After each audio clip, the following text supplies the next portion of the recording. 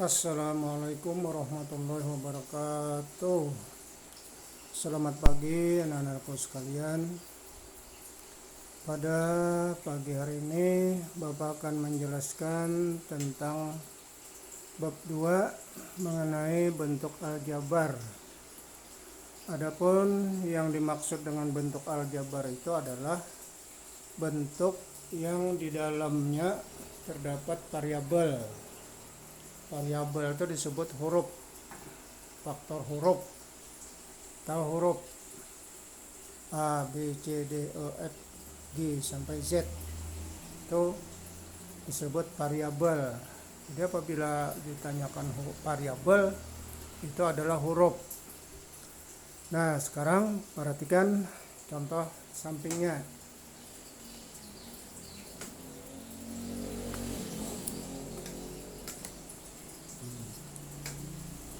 Misalnya 3P ditambah 7, 2 X kuadrat ditambah 2X dikurang 15, ya, A dikurang 9.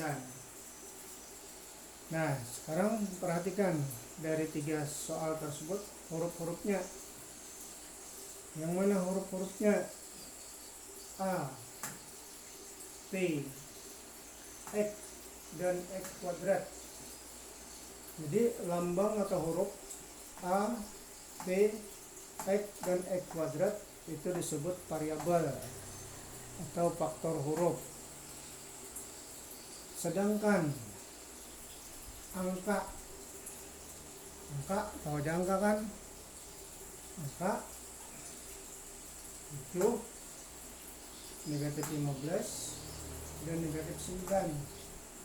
Angka 7, negatif 9, dan negatif 15 disebut konstanta atau suku tanpa huruf.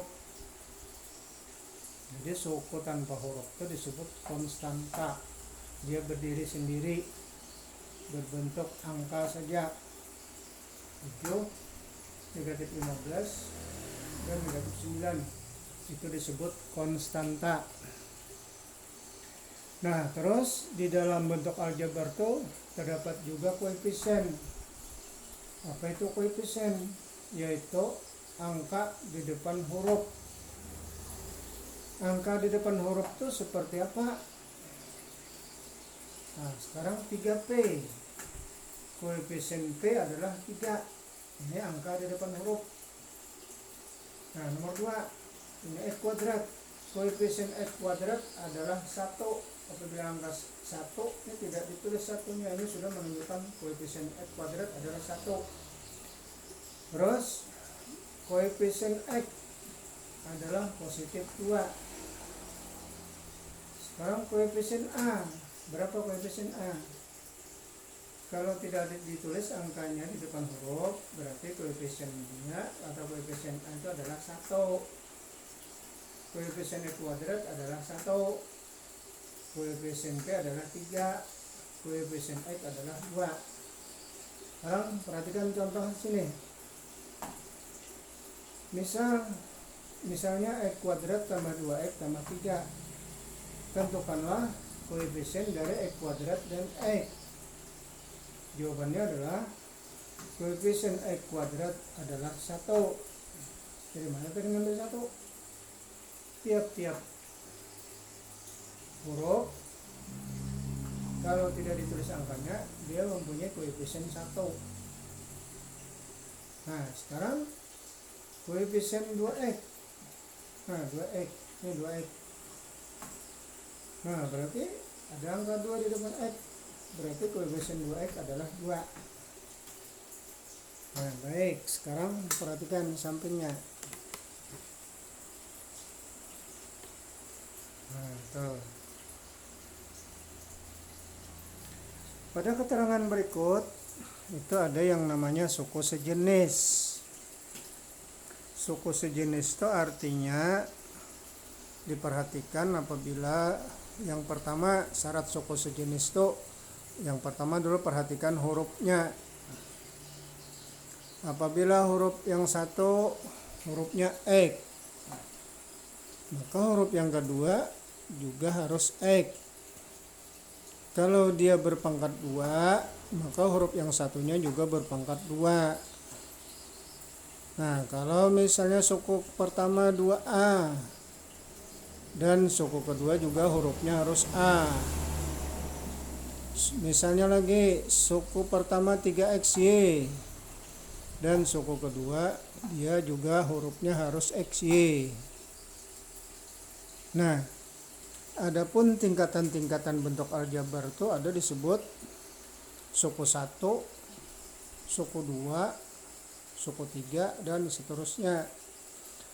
Yang dimaksud dengan suku 1 tuh dia tunggal. Nah, X saja ini disebut suku 1. 3X saja ini disebut suku 1.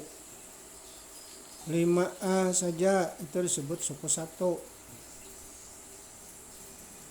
Nah, terus kalau ada temannya X tambah 3, X tambah 3, X dan 3 itu disebut suku 2. Nah, tapi apabila dia tuh 3 ini sendirian, tidak ada X-nya, berarti dia disebut suku 1. Tapi karena X tambah 2, itu disebut suku 2. Nah, terus lagi X kuadrat ditambah 2X ditambah 3, itu disebut suku 3. Sekarang kita perhatikan hurufnya. Walau ini hurufnya sama-sama X, tapi di sini ada pangkat 2, berarti X kuadrat dengan X itu beda, tidak sejenis. Maka X kuadrat ini satu jenis, 2X ini satu jenis, dan 3 satu jenis. Kalau dikatakan jenis, ini berapa jenis ini? Ini 3 jenis. Nah, maka apabila ada bentuk seperti ini, X kuadrat tambah 2X tambah 3 itu disebut suku 3. Nah, untuk selanjutnya Bapak akan menjelaskan tentang penjumlahan suku bentuk aljabar. Nah, untuk kalian pada hari ini nanti pelajari LKS-nya bab 4 bentuk aljabar dan operasinya. Tuh di LKS bab 4 halaman 51, bentuk aljabar dan operasinya. Nah, demikian penjelasan yang pertama. Jadi diperhatikan baik-baik apa yang Bapak sampaikan ini. Nah, setelah ini baru Bapak akan menjelaskan tentang penjumlahan bentuk aljabar.